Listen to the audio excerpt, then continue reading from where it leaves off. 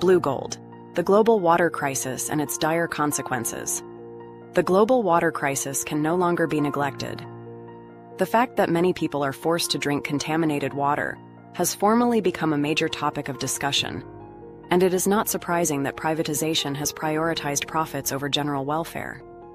Because businesses are answerable to shareholders rather than the public, it is believed to result in rate rises, degrade water quality, and leave a legacy of distrust and aversion to privatized public services. The phrase natural monopolies describes situations in which there is no competition. Customers are helpless, since there is no substitute for water. Examples of lead and other contaminants in water in U.S. Milwaukee, Wisconsin. Lead in drinking water has been an issue in Milwaukee. Old lead service pipes and plumbing that contains lead can introduce lead. Jackson, Mississippi. When the Pearl River flooded Jackson, Mississippi, water treatment facility was forced to close, depriving thousands of residents access to clean drinking water. East Palestine, Ohio mainstream media continue to dispute the subject of East Palestine waterways being poisoned following a train incident. Flint, Michigan. A state of emergency was proclaimed in January 2016 after the water crisis started in 2014. The water contained lead and potentially Legionella germs.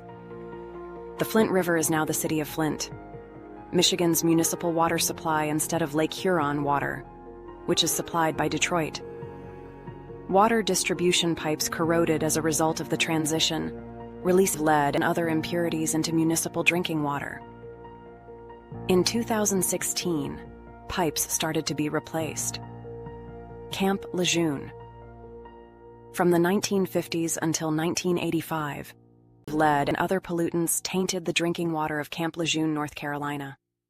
Exposure can harm children's brains and neurological systems, cause liver damage, increase infant mortality rates, and cause issues with speech, hearing, behavior, and learning. Credible data is still being sought. It is anticipated that the EPA's lead rule, a federal regulation in drinking water, would be amended. The world is running out of fresh water fast, and this crisis has become a catalyst for hot debate over the future of water as a commodity, a fundamental human right, and a resource for global conflict. The stakes have never been higher.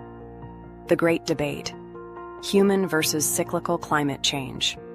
A significant portion of the water crisis escalates from an environmental issue, questioning whether our climate change state is warming or cooling. This topic of discussion continues to bring dissidence among scientists and policymakers. Some assert that we are on the verge of a cooling period, pointing to the possibility of a new ice age. Others, however, are of the belief that climate change, which is caused by human activity, is the major cause of the Earth's peril. While discussions on this matter continue, one thing remains clear: water disappearance is occurring at an alarming rate and is unstoppable.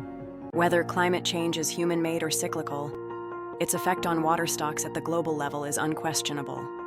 Droughts, unpredictable rainfall, and higher temperatures are the factors that contribute to the reduction of availability, thus increasing the stress on agriculture, food production, and energy.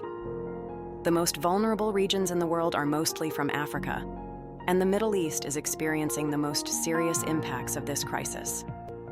Water stress in vulnerable regions.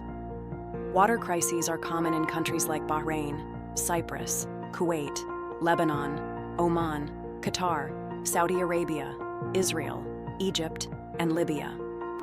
Water security is threatened due to the fact that these areas have high water stress, where usage is far greater than the water supply. Lack of irrigation water is the major challenge, and therefore, agriculture, which is the major economic driver for most countries, cannot cope with the harsh weather conditions, and the result is that the supply of food is disrupted. Fossil fuels, which are the principal source of energy, are critical to many activities such as power generation and heavy industry, are dependent on large quantities of water, and are at risk.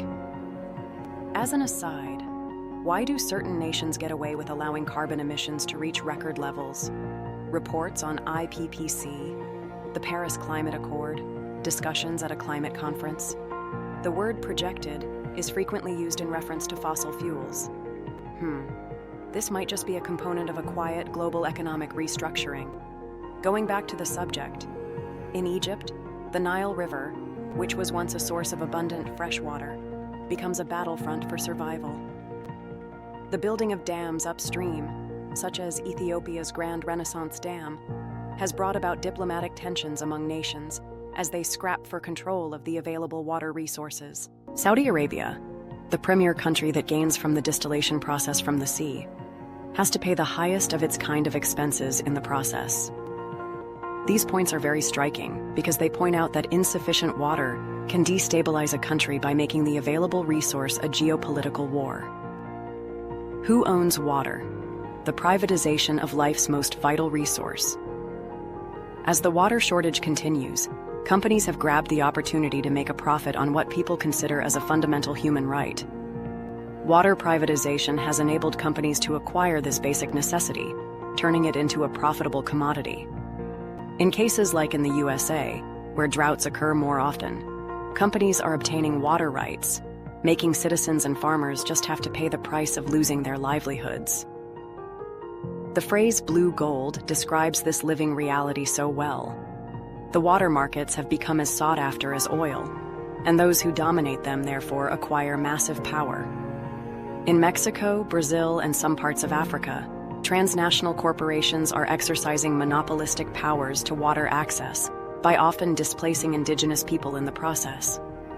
Over recent times, it has become a situation where tap water is no longer a public utility, but is privately owned, and people are made to pay high prices just to get it for drinking. This corporate profiteering raises some of the most important questions. Who owns water now? And should anyone still have the right to benefit from such a vital resource while millions of people are dealing with water shortages? The matter of ethics is made even more difficult because as water privatization speeds up, governments start to lose control of the water supply that nurtures the people. Water diplomacy. Navigating the global crisis.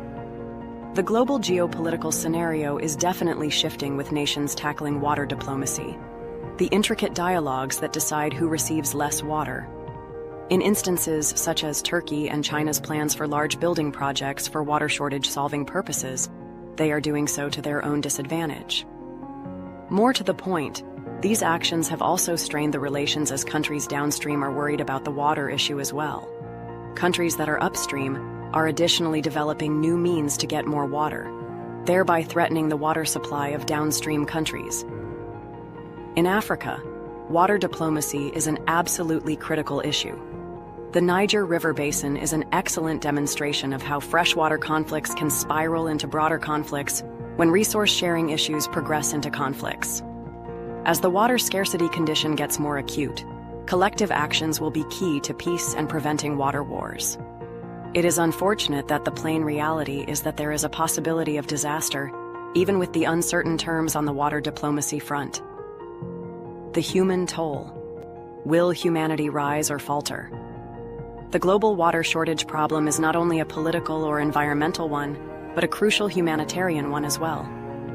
The poorest populations are at the front line of the food crises that are being caused by water scarcity. In countries like Nigeria and India, where access to clean water is already limited, millions of individuals are faced with the daily challenge of finding enough water to survive. In these areas, the water crisis is a future threat as well as a present reality. As human life globally transforms, the question comes up: will the human species be able to rise up to face this challenge, or will we stumble? The importance of the matter cannot be emphasized enough. If water keeps getting lost at the same pace as it is now, we may see whole societies collapse, being unable to support themselves due to the lack of water. Infrastructure and innovation. The path forward. To confront the issue of water shortage, various kinds of legislative, construction, and technology solutions need to be put into practice. Desalination is the most expensive, though it is still the only lifeline to the water-scarce regions, such as the Middle East. Yet, desalination will still not be able to cope with the growing need for fresh water. Therefore, the implementation of water-saving technologies, eco-friendly farming methods, and better infrastructures are critical in minimizing the consequences of water scarcity.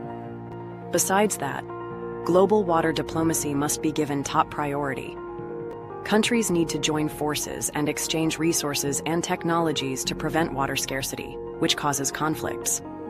The human right to water should be basic reasoning, whereas fresh water should be the primary power that governments and international organizations proffer. Conclusion: the red alert for water. The world water crisis has reached a turning point. With the shortage of fresh water, the increase in water stress, and companies benefiting from the end of water privatization, humanity is now standing at a crossroads. The survival of the human race depends on the right path we take during this crisis. Innovation or diplomacy can help turn this situation around. It is certain, though, that the era of blue gold has come, and the stakes have never been higher. The dire situation calls for immediate measures. Is it possible to stand up to the task, or we choose to let water, which is the fundamental element of life, disappear through our fingers? Observe the rapidly diminishing life necessities, water the corporate earning machine, and the global geopolitical impact of freshwater depletion. Wealth, in my opinion, is much more than just money, and the equation of abundance also takes into account the condition of our bodies, the environment, and our thoughts. We are entitled to a peaceful existence. For further videos similar to this one, like, comment, subscribe. Follow this link, https://www.youtube.com at the Ayura Podcast for a more thorough investigation of our untamed reality. Disclaimer: please use your own judgment and conduct your own research before taking anything I say at its value.